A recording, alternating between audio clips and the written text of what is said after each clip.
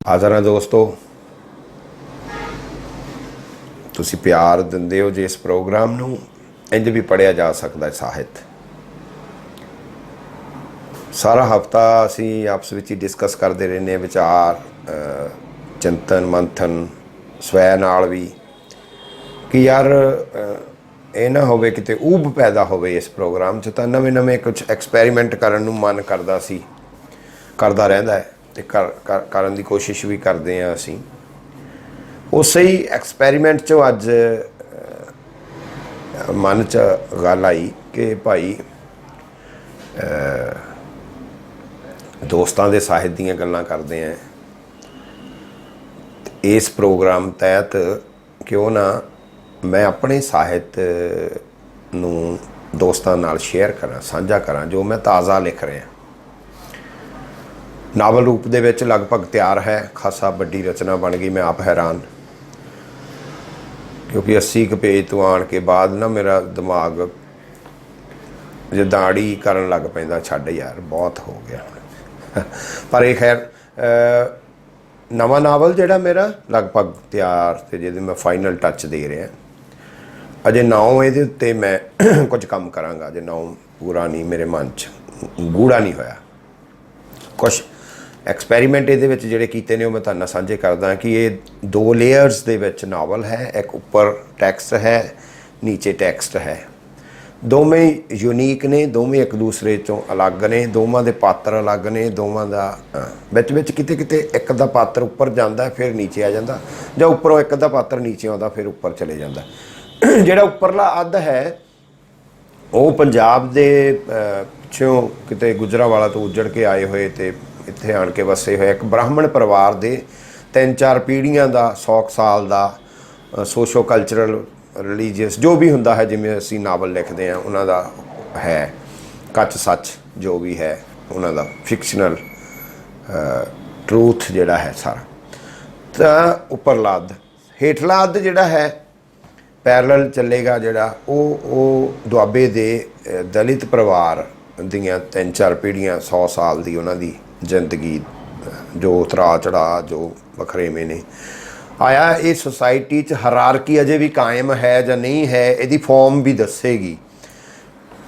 Second experiment ਇਹਦੇ ਵਿੱਚ ਮੈਂ ਇਹ ਕੀਤਾ ਕਿ ਕੁਝ ਜਿਹੜਾ ਵੀ ਕਾਂਡ ਸ਼ੁਰੂ ਹੋਏਗਾ, ਉਸ ਕਾਂਡ ਤੋਂ ਪਹਿਲਾਂ ਦੋਵੇਂ ਪਾਸਿਆਂ ਦਾ, ਉੱਪਰਲੇ ਅੱਧ ਦਾ ਵੀ ਹੇਠਲੇ ਅੱਧ ਦਾ ਵੀ, ਦੋਵੇਂ ਪਾਸਿਆਂ 'ਤੇ ਜਿਹੜਾ ਹੈ ਉਹ ਇੱਕ ਛੋਟੇ ਜਿਹੇ 4-5-6 ਲਾਈਨਾਂ ਦੇ, 2 ਲਾਈਨਾਂ ਦੇ ਟੁਕੜੇ ਜਿਹੜੇ ਆਪਣੇ ਚਿੰਤਨ 'ਚੋਂ ਮੈਂ ਪ੍ਰਸਫੁਟਿਤ ਹੁੰਦੇ ਨੇ, ਫੁੱਟਦੇ ਨੇ। ਉਹਨਾਂ ਦਾ ਕਾਂਡ ਨਾਲ ਸੰਬੰਧ ਹੁੰਦਾ ਹੀ ਆ ਗਹਿਰਾ ਕਿਤੇ ਨਾ ਕਿਤੇ। ਉਹ ਪਾਠਕ ਉਹਨੂੰ ਰਿਲੇਟ ਕਰ ਪਾਏਗਾ ਜਾਂ ਨਹੀਂ ਕਰ ਪਾਏਗਾ, ਕਿਵੇਂ ਹੈ ਉਹ ਵੱਖਰਾ ਪੁਆਇੰਟ ਹੈ। ਬਟ ਮੈਂ ਉਹ ਟੁਕੜਾ ਦੇਵਾਂਗਾ, ਫਿਰ ਉਸ ਤੋਂ ਬਾਅਦ ਕਾਂਡ ਸ਼ੁਰੂ ਹੋਵੇਗਾ, ਥੱਲੇ ਦਾ ਵੀ ਉੱਪਰਲੇ ਅੱਧ ਦਾ ਵੀ। ਤਾਂ ਮੇਰੇ ਮਨ 'ਚ ਸੀ ਮੈਂ 1.5 ਕਾਂਡ ਤੁਹਾਨੂੰ ਸੁਣਾਵਾਂਗਾ। ਉੱਪਰਲਾ ਪੂਰਾ ਕਾਂਡ ਇੱਕ, ਅਤੇ ਹੇਠਲੇ 'ਚੋਂ ਅੱਧਾ ਕਾਂਡ ਜਿਹੜਾ ਹੋਏਗਾ ਉਹ ਮੇਰੇ ਖਿਆਲ ਦੇ ਨਾਲ ਅਸੀਂ ਆਪਣੀ ਟਾਈਮ ਸੀਮਾ ਵੀ ਸੰਕੁਚਿਤ ਕਰ ਸਕਾਂਗੇ ਸ਼ਾਰਟ ਪੀਰੀਅਡ ਦੇ ਵਿੱਚ। ਇੰਝ ਵੀ ਪੜ੍ਹਿਆ ਜਾ ਸਕਦਾ ਹੈ ਸਾਹਿਤ। ਪੜ੍ਹਨਾ ਕਿੱਦਾਂ ਹੈ? ਮੈਂ ਉਹਦੀ ਵੀ ਗੱਲ ਕਰਦਾ, ਸਾਹਿਤ ਨੂੰ ਪੜ੍ਹਨਾ ਕਿੱਦਾਂ ਆ। ਮੈਂ ਅੰਡਰਸਟੈਂਡ, ਇੰਝ ਵੀ ਪੜ੍ਹਿਆ ਜਾ ਸਕਦਾ, ਅੰਡਰਸਟੈਂਡ ਕਿਵੇਂ ਕੀਤਾ ਜਾ ਸਕਦਾ, ਉਹਨੂੰ ਸਮਝਿਆ ਕਿਵੇਂ ਜਾ ਸਕਦਾ, ਉਹਦੇ 'ਚ ਉਤਰਿਆ ਕਿਵੇਂ ਜਾ ਸਕਦਾ। ਪਰ ਪੜ੍ਹਿਆ, ਸੱਚੀ ਮੁੱਚੀ ਪੜ੍ਹਿਆ, ਜਿਹਨੂੰ ਪੜ੍ਹਨਾ ਕਹਿੰਦੇ ਆਪਾਂ। ਮੈਂ ਸ਼ੁਰੂ ਕਰਦਾ ਪਹਿਲਾ ਕਾਂਡ ਸ਼ੁਰੂ ਕਰਨ ਤੋਂ, ਉੱਪਰਲੇ ਅੱਧ ਦਾ ਪਹਿਲਾ ਕਾਂਡ ਸ਼ੁਰੂ ਕਰਨ ਤੋਂ ਪਹਿਲਾਂ ਜਿਹੜੀਆਂ ਮੈਂ ਲਾਈਨਾਂ ਦੀ ਗੱਲ ਕੀਤੀ, ਮੈਂ ਉਹ ਲਾਈਨਾਂ ਪੜ੍ਹਦਾ, ਫਿਰ ਆਪਾਂ ਕਾਂਡ ਸ਼ੁਰੂ ਕਰਾਂਗੇ। ਮੇਰੇ ਸੁਪਨਿਆਂ 'ਚ ਅੱਜ ਕੱਲ੍ਹ ਮਰ ਗਏ ਸਮੇਂ ਦੀਆਂ ਸਿਲਾਂ ਆਉਂਦੀਆਂ ਨੇ, ਅੱਕ ਫੰਬੀਆਂ ਦੀ ਅੱਗ ਮੱਚਦੀ ਹੈ, ਧਤੂਰਾ ਬੌਰਾਏ ਪਲਾਂ ਦੀ ਗਵਾਹੀ ਛੱਡ ਗਿਆ, ਬੰਦੇ ਦੀ ਗੈਰ ਹਾਜ਼ਰੀ 'ਚ ਬੂਰ ਤੋਂ ਅੰਬ ਬਣ ਗਏ ਫਲ ਦੀ ਮਹਿਕ ਕਿਤੇ ਜ਼ਿਆਦਾ ਛੁੱਧ ਹੈ, ਮੈਨੂੰ ਤਰੇਲੀ ਆਉਂਦੀ ਹੈ, ਬੰਦੇ ਦਾ ਕੁਦਰਤ 'ਚ ਹੋਣਾ ਲਾਹਨਤ ਹੈ। ਪਹਿਲਾ ਟੁਕੜਾ। ਬੰਦਾ ਪਤਾ ਨਹੀਂ ਕਿੰਨੇ ਟੁਕੜਿਆਂ 'ਚ ਵੰਡਿਆ ਹੁੰਦਾ, हर टुकड़ा एक मुकम्मल बंदा, पहले बंदे का दूसरे नाल कोई संबंध नहीं। हर टुकड़ा यूनीक, हर बंदा यूनीक। कई बार बंदा अपने एक बंदे के कहे मुताबक कारज कर रहा हुंदा है, पर उन्होंने खबर ही नहीं हुंदी कि नाल वाले बंदे का कारज अपने आप सौरदा तुरया जा रहा हुंदा। वो सुप्त अवस्था च हुंदा है, पर उसका कारज हो रहा हुंदा। बंदा तो सुप्त अवस्था च वध एक्टिव हुंदा सगों। हाँ हाँ, ये सच्ची गल है। हुण उदाहरण लई इस दादी शांति देवी दीयां दो ख्वाहिशां ने, जां कहो कि एक ख्वाहिश नहीं भै है, दूसरा तौखला है, जां कहो कि पक्का यकीन ही है। कई कुछ सिर्फ इन्हां दो नुकतियां च ही लुकिया पिया है। ख्वाहिश अपने आप च एक भै है। ख्वाहिश इस करके बन गया क्योंकि सुप्त अवस्था च जो कुछ पिया है वो ज़ाहरा तौर पर प्रगट नहीं है, पर कार्यशील है, बल्कि बहुत तेज़ी नाल कारज कर रहा है। इसे करके ख्वाहिश ने भै बन जाना हुंदा है, पर बंदा इसनूं ख्वाहिश ही कहेगा। ख्वाहिश भरम है, भै है, ये बंदे ने नहीं मनना। क्यों बई, किसी तरह की ख्वाहिश रखना किड्डी को बुरी गल है? बुरी नहीं है, पर तैनूं नहीं पता कि ये ख्वाहिश नहीं है। तू अपने आप नूं हनेरे च रख रहा है। तू इनू नाम ख्वाहिश दे लिया। दरअसल ख्वाहिश नाम की कोई बला है ही नहीं जहान उत्ते। है ये किवें हो सकता? हर बंदे की ख्वाहिश हुंदी है, वो कोई भी हो सकती है। मेरी ख्वाहिश है कि मैं अपनी अंतम क्रिया खुद ही करवा जावां, मगरों कोई ना भी करवाए तो मैनू कोई फर्क नहीं पैंदा। दादी नूं कौन समझाए कि ये तेरा भै ही है। ये भै पूर्वजां दे कर्मां दा भी है, पूर्वले कर्मां दा भी। तैनूं दिखाई नहीं दे रहा, तेरे नाल दियां नूं भी दिखाई नहीं दे रहा। वो समझते ने कि तैनूं उन्हां तो कोई उम्मीद नहीं कि वो तेरी अंतम क्रिया करवाउणगे जां नहीं। तेरा तौखला है, तेरा डर है। तैनूं डर है कि किते मैं मरण मगरों भी भौंदी ना फिरां। प्रेत शब्द तो तैनूं भै आउंदा है। तैनूं वो सारियां ही कथावां याद ने जिन्हां च तेरी परवरिश होई है। सारियां वर्त कथावां, वो औंत बंदियां दे मरण तो बाद प्रेत हो जाण दियां डराउणियां बातां, शहरां पिंडां च हर साल करवाए जाण वाले सारे हवन यज्ञ जिहड़े तैनूं चिड़ाउंदे ने, डराउंदे ने, तेरे चेतियां च उल्टे लटक रहे ने चमगिद्दड़ां वांगू। उन्हां दे पंजियां दे निशान तेरे जहन ते ने।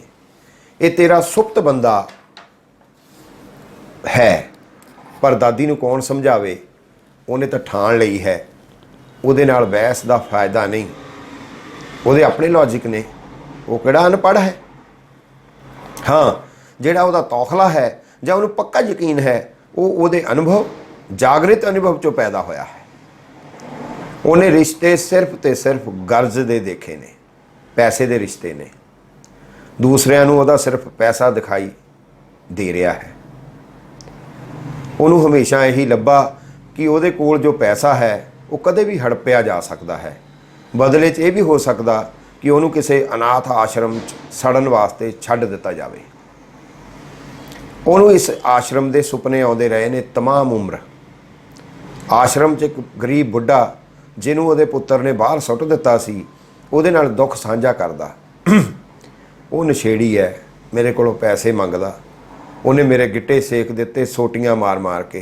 आ देख, वो पेंट का पहुँचा उतां चुकदा ते सुजे हुए गिट्टे विखाउंदा। दादी अफसोस जाहिर करदी, पर वो देखदी कि उसकी उजरत जो उत्थे आश्रम च करदा सी, उस उजरत विचों महीने बाद उसदा पुत्र काफ़ी पैसे लै जांदा तां वो कोई भी विरोध ना करदा। दादी उन्होंने इसका कारण पुछदी, वो कह छड्डदा, पुत तो मेरा ही है, की कहाँ। फिर वह पुत उन्होंने घर जाण वास्ते कहिंदा, वो झट तुर पैंदा। कुछ दिनों मगरों सुजे गिट्टे ते लाल अखां नालों फिर आश्रम आ बिराजदा। ये किहड़ा 84 का गेड़ है? दादी नूं समझ ना आउंदी। वो सुपने चों तरबकदी, उन्होंने एक एक करके सारे रिश्ते दिखाई दिंदे जो उहदे गिट्टे सेकदे ने। सब टाइटल है भरा दे संस्कार ते नहीं जाना। दादी अड़ी ते आई हुई है, नहीं मैं नहीं जाना ਉਹਦੇ संस्कार ते। 5 ਭੈਣਾਂ ਦਾ ਇੱਕੋ ਇੱਕ ਭਰਾ। ਪਤਾ ਨਹੀਂ ਕਿਹੜੀਆਂ ਮੁਸੀਬਤਾਂ ਨਾਲ ਗੁਜਰਾਂਵਾਲਾ ਤੋਂ ਇੱਧਰ ਆਏ ਸਨ ਹੱਲਿਆਂ ਵੇਲੇ। ਦਰਅਸਲ ਮੁਸੀਬਤਾਂ ਤਾਂ ਯਾਦ ਨੇ, ਮਾਂ ਬਾਪ ਨੇ ਵੀ ਦੱਸੀਆਂ ਸਨ, ਪਰ ਉਹਨਾਂ ਨੂੰ ਉਹ ਯਾਦ ਨਹੀਂ ਕਰਨਾ ਚਾਹੁੰਦੀ। ਕਈ ਵਾਰ ਅਸੀਂ ਕਈ ਕੁਝ ਤੋਂ ਪਿੱਛਾ ਛੁਡਾ ਰਹੇ ਹੁੰਦੇ ਹਾਂ, ਜਾਂ ਸ਼ਾਇਦ ਨਾਸੂਰ ਬਣਨ ਲਈ ਥਾਂ ਦੇ ਰਹੇ ਹੁੰਦੇ ਹਾਂ। ਥਾਂ ਛੱਡ ਦਿਓ ਵੀ ਥਾਂ ਛੱਡ ਦਿਓ, ਉਹ ਕਣ ਕੱਢਣ ਵਾਲੀ ਬੀਬੀ ਦੇ ਕਰਿੰਦਿਆਂ ਨੇ ਲੋਕਾਂ ਨੂੰ ਕਿਹਾ, ਜਿਹੜੇ ਮੰਦਰ ਦੇ ਦੁਆਰ 'ਚ ਖੜੇ ਨੇ। ਲੋਕ ਸਹਿਮ ਗਏ ਨੇ।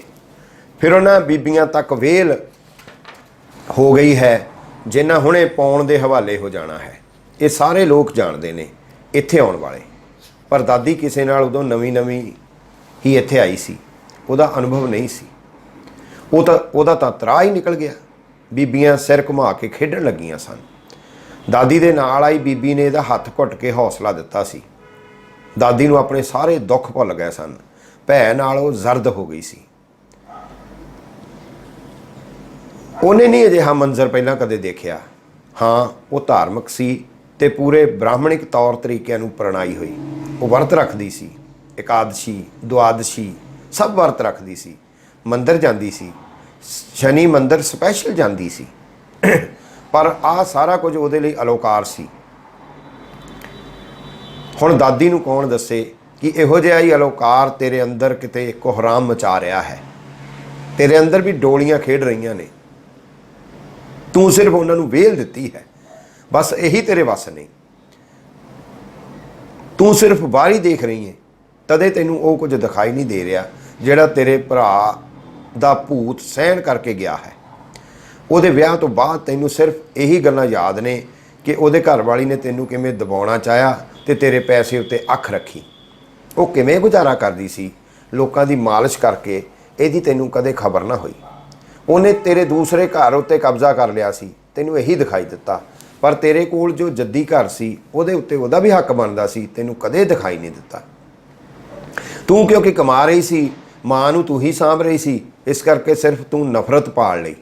ਤੈਨੂੰ ਹੋਰ ਕੁਝ ਦਿਖਾਈ ਹੀ ਨਹੀਂ ਦਿੱਤਾ। ਇਹ ਤੇਰੇ ਵੱਸ ਨਹੀਂ ਸੀ, ਪਰ ਤੂੰ ਵੇਲ ਦਿੱਤੀ ਇਸ ਸਾਰੇ ਕਾਸੇ ਨੂੰ। ਤੂੰ ਆਉਣ ਦਿੱਤਾ ਹਵਾ ਨੂੰ ਤੇ ਡੋਲੀਆਂ ਖੇਡਦੀਆਂ ਰਹੀਆਂ। ਤੈਨੂੰ ਸਿਰਫ ਤੇ ਸਿਰਫ ਤੇਰੇ ਪੈਸੇ ਹੜੱਪਣ ਵਾਲੇ ਡਰਾਉਣੇ ਪ੍ਰੇਤ ਹੀ ਰਿਸ਼ਤਿਆਂ 'ਚੋਂ ਦਿਖਾਈ ਦਿੰਦੇ ਰਹੇ। ਉਹਨੇ ਧੀਆਂ ਵਿਆਹੀਆਂ, ਤੂੰ ਸਿਰਫ ਰਸਮ ਪੂਰੀ। ਉਹਨੇ ਮੁੰਡਾ ਸੈੱਟ ਕਰਨ ਲਈ ਤੇਰੇ ਨਾਲ ਸਲਾਹ ਕੀਤੀ, ਤੇਰੇ ਕੋਲ ਕੁਝ ਨਹੀਂ ਸੀ, ਕੋਰੀ ਨਾ। ਦਾਦੀ ਕੁਝ ਵੀ ਸੁਣਨ ਲਈ ਤਿਆਰ ਨਹੀਂ ਸੀ। ਉਹ ਤਾਂ ਆਪਣੇ ਭਰਾ ਦੇ ਘਰ ਦੀ ਖਬਰ ਵੀ ਨਹੀਂ ਸੀ ਸੁਣਨਾ ਚਾਹੁੰਦੀ। ਬਸ ਉੱਧਰੋਂ ਕੋਈ ਸੁਨੇਹਾ ਨਾ ਆ ਜਾਵੇ। ਪਰ ਸੁਨੇਹੇ ਨੇ ਪੁੱਛ ਕੇ ਥੋੜ੍ਹਾ ਆਉਣਾ ਹੁੰਦਾ। ਉਹ ਆ ਜਾਂਦਾ। ਉਹਦੀ ਕੁੜੀ ਦੇ ਮੁੰਡਾ ਹੋਇਆ, ਖਾਏ ਖਾਸਮਾਂ ਨੂੰ। ਉਹਦੀ ਕੁੜੀ ਵਿਧਵਾ ਹੋ ਗਈ, ਖਾਏ ਖਾਸਮਾਂ ਨੂੰ। ਉਹਦੇ ਪੁੱਤਰ ਦਾ ਵਿਆਹ ਹੋ ਗਿਆ, ਖਾਏ ਖਾਸਮਾਂ ਨੂੰ। ਉਹਦੇ ਪੁੱਤਰ ਨੂੰ ਨੌਕਰੀ ਨਹੀਂ ਮਿਲ ਰਹੀ, ਘਰ ਦਾ ਗੁਜ਼ਾਰਾ ਔਖਾ ਹੋ ਗਿਆ। ਘਰ ਵਾਲੀ ਉਹਦੀ ਬਿਮਾਰ ਹੋ ਗਈ ਹੈ, ਤੇਰੀ ਭਰਜਾਈ ਮਰ ਗਈ ਹੈ। ਸਭ ਕੁਝ ਖਾਏ ਖਾਸਮਾਂ ਨੂੰ। ਫਿਰ ਇੱਕ ਦਿਨ ਹੋਰ ਦੁੱਖ ਭਰੀ ਖਬਰ, ਤੇਰਾ ਭਰਾ ਪੂਰਾ ਹੋ ਗਿਆ। ਕੁਝ ਨਹੀਂ ਬੋਲੀ, ਪਰ ਦਾਗਾਂ ਤੇ ਨਹੀਂ ਗਈ, ਕਿਰਿਆ ਤੇ ਵੀ ਨਹੀਂ ਗਈ। ਫਿਰ ਕਈ ਮਹੀਨਿਆਂ ਮਗਰੋਂ ਇਹਦਾ ਭਤੀਜਾ ਆਇਆ, ਹੱਡੀਆਂ ਦੀ ਮੁੱਠ, ਹੜਬਾਂ ਨਿਕਲੀਆਂ ਹੋਈਆਂ, ਪੈਰੀ ਪੈਣਾ ਕੀਤਾ। ਕੌਣ ਏ? ਭੂਆ ਜੀ ਮੈਂ ਹੈਪੀ ਹਾਂ। ਹੈਂ? ਮੈਂ ਤਾਂ ਪਛਾਣਿਆ ਹੀ ਨਹੀਂ ਤੈਨੂੰ। ਕੀ ਕਰਦਾ ਅੱਜ ਕੱਲ੍ਹ ਤੂੰ? ਭੂਆ ਜੀ ਮੈਂ ਤਾਂ ਬਿਮਾਰ ਰਹਿਣਾ। ਤੁਹਾਡੀ ਨੂੰਹ ਕੀਰਤਨ ਕਰਦੀ ਹੈ ਮੰਦਰਾਂ 'ਚ, ਉਹਨੇ ਮੰਡਲੀ ਬਣਾਈ ਆ, ਉਹ ਘਰ ਦਾ ਗੁਜ਼ਾਰਾ ਤੋਰਦੀ ਹੈ। ਫਿਰ ਸਿਰਫ ਸੰਨਾਟਾ ਸੀ। ਹੈਪੀ ਤੁਰ ਗਿਆ ਸੀ। ਇਹਨੇ ਗਲੀ 'ਚ ਲੰਮੀ ਨਜ਼ਰ ਫੇਰੀ, ਖਾਲੀ ਸੀ। ਭੂਆ ਨੂੰ ਕਾਹਤੋਂ ਮਿਲਣ ਆਇਆ ਸੀ? ਪੈਸੇ ਚਾਹੀਦੇ ਹੋਣੇ ਨੇ। ਬਸ ਮੇਰੇ ਘਰ ਦਾ ਕਬਜ਼ਾ ਨਹੀਂ ਛੱਡਣਾ, ਸੂਹਾਂ ਲੈਂਦਾ ਫਿਰਦਾ। ਦਾਦੀ ਮੋਮ ਨਹੀਂ ਹੋ ਸਕਦੀ ਯਾਰ। ਕਿਵੇਂ ਮੋਮ ਹੋ ਜੋ ਬੰਦਾ ਜਿਹੜਾ ਕਠਾਲੀ 'ਚ ਪਿਘਲਿਆ ਹੋ। ਹੁਣ ਇਹਦੀ ਵਿਆਹੁਤਾ ਜ਼ਿੰਦਗੀ ਦੀ ਹੀ ਲਵੋ। ਗੁਜਰਾਂਵਾਲਾ ਉੱਜੜ, ਇਹ ਜਲੰਧਰ ਆ ਵਸੇ। ਜਲੰਧਰ 'ਚ 2 ਘਰ ਡੋਗਰੇ ਪੰਡਤਾਂ ਦੇ ਸਨ। ਪਿੱਛੋਂ ਉਹ ਸਾਂਭਾ ਜ਼ਿਲ੍ਹਾ ਜੰਮੂ ਡਿਵੀਜ਼ਨ ਦੇ ਰਹਿਣ ਵਾਲੇ। ਹਰ ਸਾਲ ਆਪਣੀ ਕੁਲ ਦੇਵੀ ਦੱਤੀ ਸਤਿਆਵਤੀ ਜੀ ਦੇ ਸਾਲਾਨਾ ਮੇਲੇ ਤੇ ਉੱਥੇ ਜਾਂਦੇ। ਉਹਨਾਂ ਨੇ ਹੀ ਇਹਦਾ ਰਿਸ਼ਤਾ ਉੱਥੇ ਦੇ ਇੱਕ ਫੌਜੀ ਸੂਬੇਦਾਰ ਸ਼ਾਰਦਾ ਰਾਮ ਨਾਲ ਕਰਵਾ ਦਿੱਤਾ। ਉਹਦੀ ਪਹਿਲੀ ਪਤਨੀ ਦਾ ਦੇਹਾਂਤ ਹੋ ਗਿਆ ਸੀ। ਵਿਆਹ ਤੋਂ ਬਾਅਦ ਮੁਕਲਾਵੇ ਗਈ ਆ। ਅਜੇ ਥੋੜ੍ਹੇ ਦਿਨ ਹੋਏ ਨੇ ਕਿ ਇਹਨੂੰ ਆਣ ਮੁਸੀਬਤ ਨੇ ਘੇਰਿਆ। ਕਦੇ ਜਲੰਧਰੋਂ ਬਾਹਰ ਨਹੀਂ ਸੀ ਨਿਕਲੀ, ਇਸ ਲਈ ਹੁਣ ਬਾਹਰ ਕਿਵੇਂ ਰਹਿਣਾ ਇਹ ਵੀ ਖਬਰ ਨਹੀਂ। ਇਹਨਾਂ ਦੇ ਕੁਆਟਰ ਦੇ ਨਾਲ ਹੀ ਕਿਸੇ ਹੋਰ ਮੁਸਲਿਮ ਫੌਜੀ ਅਫਸਰ ਦਾ ਕੁਆਟਰ ਸੀ। ਅਸੀਂ ਇਤਿਹਾਸ 'ਚ ਨਹੀਂ ਜਾਣਾ, ਪਰ ਮਾਹੌਲ ਉਦੋਂ ਇਹ ਸੀ कि मुस्लिम फौजी भी हिंदुओं को बहुता पसंद नहीं सन करते, बल्कि नफरत करते सन। सूबेदार साहब ड्यूटी ते गए सन तो ये मगरों नदी किनारे कपड़े धोण चले गई। ये मगर ही वो फौजन भी चले गई जिहड़ी गुआंढ वाली सी। ਉਹਦੇ मन च पता नहीं की अग बली कि उन्हें इनू आप धोनों फड़िया तो पानी च ਇਹਦਾ सिर डबो दिता। कुदरती इन्ने नूं उधरों सूबेदार भी लंघ रहा सी, वो क्वार्टर जा रहा सी, उन्हें सारा कुछ देख लिया, उन्हें इनू छुड़ाया।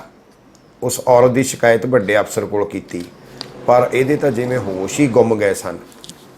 इन्हां क्वार्टर बदल लिया, पर ये मन का वहम दूर करने लई इनू उन्हां मापियां कोल भेज दिता। फिर जंग लग गई। सूबेदार वीर गति नूं प्राप्त हो गए, उन्होंने वीर चक्कर नाल नवाजिया गया। ये वीर नारी बन गई। सारी उम्र इन्हें वीर नारी के तमगे हेठ दुखदाई रंडेपा ही कटिया है। ब्याह बारे इनू सिर्फ वो मौत का तांडव ही दिखाई दिंदा रहा सारी उम्र। कोई याद नहीं होर इहदे कोल अपने ब्याह बारे दस्सण लई, सवाए उस मुस्लिम औरत की जालमाना पकड़ दे। वो पकड़ ने इहदी धौण दुआलियों सारी उम्र गई। हाँ, मरने तो कुछ महीने पहला जदों इहदी चेतना गेड़े कढ़दी हुंदी सी तां ये एक गल बार बार बरड़ाउंदी हुंदी सी कि मैं इस मंदिर जांदी सां, हर रोज़ जांदी सां। दोवें वक्त मंदिर च पुजारी हुंदा सी, मैं अपनी पूजा करनी। फिर एक बार मैनूं कुछ औरतां कहिंदियां सुणियां कि डाकिया आउंदा है, चिट्ठी सुੱਟ के तुर जांदा है। उस तो बाद नहीं गई कदी मैं मंदिर। डाकिया आउंदा है, चिट्ठी सुੱਟ के तुर जाता है। हुण कड्ढी जाओ भरावो इहदे अर्थ। पर वो यही गल बार बार बरड़ाउंदी रही जब तक मौत नहीं हो गई। उहदी मौत मगरों वो मंदिर ढा दिता मंदिर कमेटी ने। मंदिर ढाहे जाण नाल दादी की मौत का कोई संबंध नहीं, पर ये संबंध हुंदे भी ने। कुदरत भी बहुत कुछ नविआउंदी रहिंदी है। कुदरत ने अपने आप नूं नविआउणा ही हुंदा, ये नियम है। तो अगे बड़ा कांड है, पर आपां हाल दी घड़ी इन्ना की करते हैं। दूसरा हेठले अद्ध दा दे कांड दे अद्ध दा जिहड़ा है ਉਹਦਾ एक छोटा जिहा टुकड़ा शुरू तो नहीं विचालियों, जिवें मैं शुरू तो कीता है तो विचाले छड्ड दिता है। उस तो अगे भी कांड है, वो ये शुरू वाला नहीं मैं पढ़ांगा, पर विचालियों पर ਉਹਦਾ ਜਿਹੜਾ टुकड़े तो पहला 2-4 लाइनां की गल मैं करदा, वो मैं तुहानूं पढ़ के सुना दिना। लाइनां ने कि तुसीं चुप नापो, धरती हेठ मिठे पानी की तग्गी तक खुद ब खुद पहुँच जावोगे। आ थल दिता जिसों दादी खत्म की, उतों आप टुकड़ा वह शुरू करते हैं। बीवी घराड़े मारन लगी है, ये इवें ही घराड़े मार के सौंदी है कि कोई बोझ नहीं है ये मन ते, कि कदे भी नहीं रहा बोझ। इन्नियां गल्लां करन दे बावजूद जां इन्हां गल्लां नूं उसे तरह लैंदी नहीं जिवें ये सोचदा है। इहदी अपने कीते दी अपनी ही जस्टिफिकेशन हुंदी है, पर वो तो हर किसी दी हुंदी है। ਇਹਦਾ मतलब ये तो नहीं कि दूजे बंदे का पक्ष भी ना सुनिया जाए। ये तो कानून च भी किते नहीं हुंदा, पूरी बहस हुंदी है, पर बहस भी की कानून सुन रहा हुंदा कि फैसला पहला ही नहीं आ चुकिया हुंदा। फिर कि वकील पागल ने, जज क्यों वक्त जाया करता है? नहीं यार, दूसरे की भी सुननी चाहिए है। आखिर उन्हें भी तो कोई राय बनाई होगी तुहाडे कीते बारे, पर यह नहीं सुनना चाहती। जद कीता ही मैं हाँ तो मैं अपने प्रति ही जवाबदेह हाँ। यार क्यों तुसी ब्याह क्यों करवाया? कि ये बंधन है। मैं कीता है जो भी ਉਹਦੇ प्रति जवाबदेह हाँ, पर सिर्फ स्वै कोल, ਉਹਦੇ ਕੋਲ ਇਹਦੀ अणकही का कोई जवाब नहीं। उन्हें कुछ भी नहीं किया, इन्हें कुछ भी नहीं पूछा।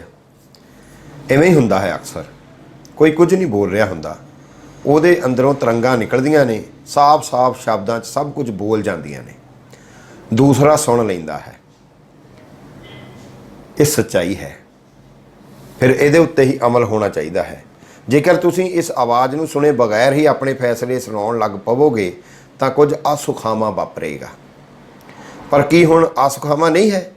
जां ये सिर्फ ਇਹਦੇ वास्ते ही असुखावा क्यों है, दूसरे वास्ते क्यों नहीं? इन्हें विचार झटकिया। खिच के दूसरे पासे कर लिया। मीरजादा ਉਹੀ ਜਿਹਦੀ ਇਹਨੇ ਸਿਫਾਰਿਸ਼ ਕੀਤੀ ਸੀ, ਜਿਹਦੇ ਸਿਰ 'ਚ ਤਬਲਾ ਸੁਰ ਕਰਨ ਵਾਲੀ ਹਥੌੜੀ ਵੱਜੀ ਸੀ, ਆਪਣੀ ਕਥਾ 'ਚ ਮਗਨ ਹੈ।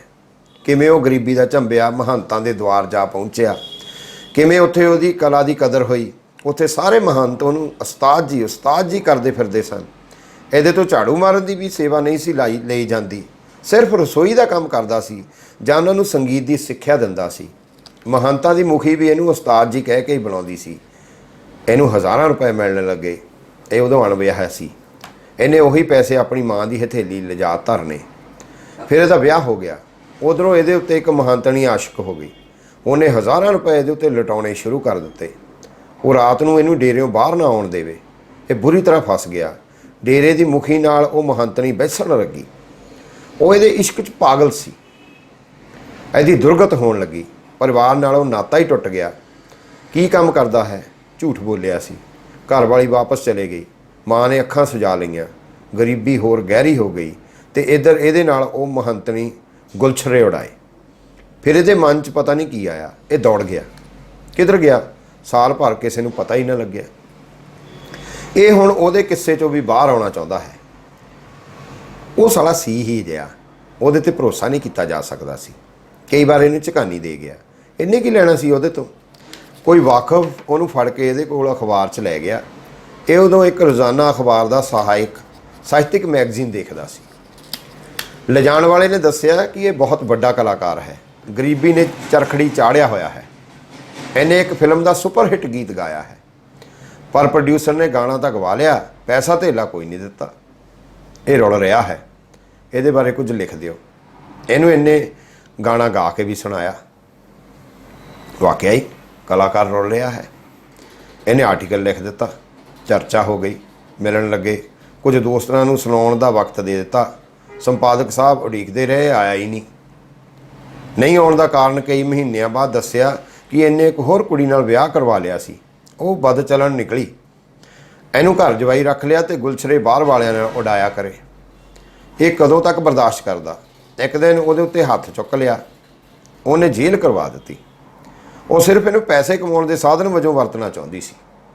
ਕਲਾਕਾਰ ਜਿਹਾ ਸੀ, ਉਸਤਾਦ, ਗਾਇਕ। ਹੁਣ ਇਹ ਉਹਦੇ ਤੋਂ ਡਰਦਾ ਮਾਂ ਕੋਲ ਵੀ ਨਹੀਂ ਜਾਂਦਾ। ਕਿਸੇ ਨੇ ਜ਼ਮਾਨਤ ਉੱਤੇ ਛੁਡਾ ਦਿੱਤਾ ਹੈ, ਪਰ ਉਹਦੇ ਕੋਲੋਂ ਜਾਣ ਦਾ ਖਤਰਾ ਹੈ।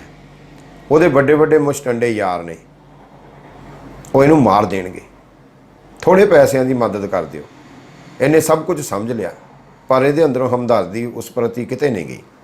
ਉਸੇ ਹਮਦਰਦੀ ਕਾਰਨ ਇਹਨੇ ਉਹਦੀ ਸਿਫਾਰਿਸ਼ ਕਰ ਦਿੱਤੀ। ਚਲੋ 4 ਪੈਸੇ ਬਣ ਜਾਣਗੇ। ਫਿਰ ਇਹਦਾ ਜੋ ਵਰਜਨ ਉਹਨਾਂ ਦੇ ਰਵੱਈਏ ਬਾਰੇ ਸਾਹਮਣੇ ਆਇਆ, ਦਿਲ ਦਹਿਲਾ ਦੇਣ ਵਾਲਾ। ਇਹ ਕਸ਼ਮਕਸ਼ ਕਿ ਸੱਚੀ ਅਜਿਹਾ ਭਾਣਾ ਵਾਪਰਿਆ ਹੋਵੇਗਾ ਇਹਦੇ ਨਾਲ। ਇਹਨੇ ਉਸ ਸ਼ਖਸ ਦੇ ਸਾਰੇ ਬਿਰਤਾਂਤ ਨੂੰ ਮਨ 'ਚ ਧਿਆਇਆ। ਹੋ ਵੀ ਸਕਦਾ ਹੈ, ਪਰ ਇੰਨੀ ਕਰੂਅਲਤਾ, ਇਹਦਾ ਵੀ ਕੋਈ ਕਸੂਰ ਹੋ ਸਕਦਾ। ਕਦੋਂ ਨੀਂਦ ਆਈ ਇਹਨੂੰ ਕੋਈ ਖਬਰ ਨਹੀਂ। ਐਨੇ ਦਿਨੀ ਬਹੁਤ ਭੈੜੇ ਸੁਪਨੇ ਆ ਰਹੇ ਸਨ। ਉਹ ਵੀ ਨਹੀਂ ਆਏ। ਬਿਲਕੁਲ ਗਹਿਰੀ ਨੀਂਦ। ਰਾਤ ਵੇਲੇ ਜੋ ਮਨੋ ਅਵਸਥਾ ਸੀ, ਗਹਿਰੀ ਨੀਂਦ ਦਾ ਆਉਣਾ ਬਣਦਾ ਨਹੀਂ ਸੀ। ਇਹ ਮੁਸਕਰਾਇਆ ਹੈ। ਸ਼ੁਕਰ ਹੈ ਬੀਵੀ ਦਾ ਰਵੱਈਆ ਵੀ ਸੁਖਾਵਾਂ ਹੀ ਜਾਪ ਰਿਹਾ ਹੈ। ਉਹਨੇ ਬੜੇ ਅਹਿਸਾਸ ਨਾਲ ਰਸੋਈ 'ਚੋਂ ਆਵਾਜ਼ ਦਿੱਤੀ ਹੈ, ਜੇ ਉੱਠ ਗਏ ਉਹ ਤਾਂ ਕਾਫੀ ਬਣਾਵਾਂ। ਇਹਨੂੰ ਬਿੜਕ ਕਿੱਥੋਂ ਆ ਗਈ? ਇਹ ਸਮਝਣ ਦੀ ਕੋਸ਼ਿਸ਼ ਕਰ ਰਿਹਾ, ਯਾਰ ਮੇਰੀ ਬੀਵੀ ਹੈ ਆਖਰ। ਮੇਰੀ ਹਰ ਚੁੱਪ ਬਿੜਕ ਇਹਨੂੰ ਸੁਣਦੀ ਹੈ। ਇਹਨਾਂ ਨੂੰ ਸੁਣਦੀ ਹੀ ਹੁੰਦੀ ਹੈ। ਇਹ ਚਾਹੇ ਨਾਰਾਜ਼ ਵੀ ਹੋਣ, ਬਿੜਕ ਜ਼ਰੂਰ ਸੁਣ ਲੈਂਦੀਆਂ ਨੇ। ਸਵੇਰੇ ਸਵੇਰੇ ਇਹ ਆਪਣੀ ਮਹਾਰਤ ਉੱਤੇ ਇਤਰਾਇਆ ਹੈ। ਜੇ ਏਡੀਆਂ ਹੀ ਨੇ ਤਾਂ ਮੇਰੇ ਪਿੰਡੇ 'ਚੋਂ ਕਿਸੇ ਓਪਰੀ ਮਹਿਕ ਨੂੰ ਪਹਿਚਾਣ ਕੇ ਦੱਸਣ ਤਾਂ। ਇਹਦੀ ਬੀਵੀ ਨੇ ਕਾਫੀ ਦਾ ਮੱਗ ਇਹਦੇ ਕੋਲ ਰੱਖਿਆ ਹੈ। ਬਰਸ਼ ਕਰ ਲਓ ਪਹਿਲਾਂ, ਛੇਤੀ ਕਰੋ, ਕਾਫੀ ਠੰਡੀ ਹੋ ਜਾਣੀ। ਨਹੀਂ ਇਹ ਦੱਸੇ ਖਾਂ ਮੈਂ ਕਿਸੇ ਔਰਤ ਨੂੰ ਮਿਲ ਕੇ ਆਇਆ ਹਾਂ, ਦੱਸੇ ਖਾਂ। ਇੱਕ ਦੱਸੋ, ਤੁਹਾਡੀ ਕਿਹੜੀ ਸਹੇਲੀ ਹੈ ਜਿਹੜੀ ਇੰਨੀ ਬਰੀਕ ਬਿੰਦੀ ਲਾਉਂਦੀ ਹੈ? ਕੀ ਮਤਲਬ? ਇਹ ਭੜਕੇ ਅੱਬੜੇ। ਮਤਲਬ ਕੀ? ਬਰੀਕ ਬਿੰਦੀ ਕੌਣ ਲਾਉਂਦੀ ਹੈ? ਤੁਹਾਡੇ ਝੱਗੇ ਨਾਲੋਂ ਲੱਥੀ ਆ ਰਾਤ। ਮੈਂ ਤਾਂ ਲਾਉਂਦੀ ਨਹੀਂ। ਇਹ ਭਵੰਤਰ ਗਿਆ। ਮੂੰਹ ਧੋ ਲਓ, ਮੈਂ ਤਾਂ ਸੁਪਨਿਆਂ 'ਚੋਂ ਕੱਢ ਰਹੀ ਸੀ ਤੁਹਾਨੂੰ। ਉਹਦੇ ਠਹਾਕੇ ਨੇ ਇਹਦੇ ਉੱਤੇ ਮਣਾ ਮੂੰਹੀ ਪਾਣੀ ਫੇਰ ਦਿੱਤਾ ਹੈ। ਪਰ ਸ਼ੁਕਰ ਹੈ ਬਲੈਕ ਕਾਫੀ ਵੀ ਅੱਜ ਮਿੱਠਾ ਸਵਾਦ ਦੇ ਰਹੀ ਹੈ। ਆਈ ਥਿੰਕ ਬਹੁਤ ਹੈ। Thank you very much.